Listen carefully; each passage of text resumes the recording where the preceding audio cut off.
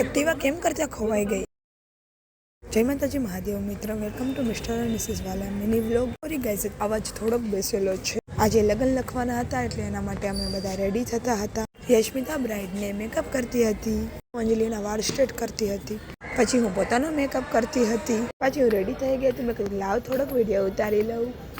અમે બધી છોકરીઓ સાથે મળીને લગ્ન લેખનનું ડેકોરેશન કરતા હતા.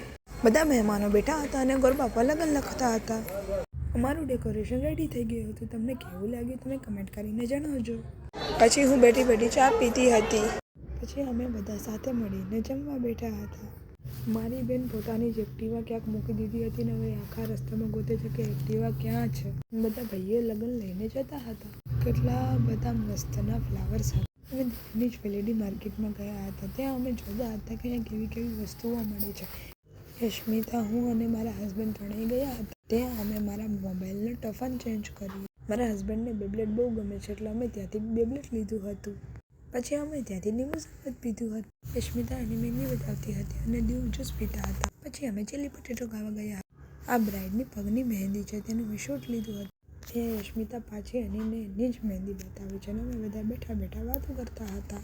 પછી અમે અમારી બીજી બહેનને મહેંદી મૂકી દીધી હતી. પછી મારા ભાઈએ બધા માટે ચા બનાવી હતી. મેં ચા પી લીધી હતી ને મારા હસબન્ડે ચા પીતા હતા. એ કે મેં તો ચા પી લી, મને તો ચા બહુ ભાવે, હું તો બીજી વાર ચા પીશ. બાય બાય ગાઈસ, ફરી મળીએ નેક્સ્ટ મિની વ્લોગમાં. ત્યાં સુધી જય માતાજી મહાદેવ.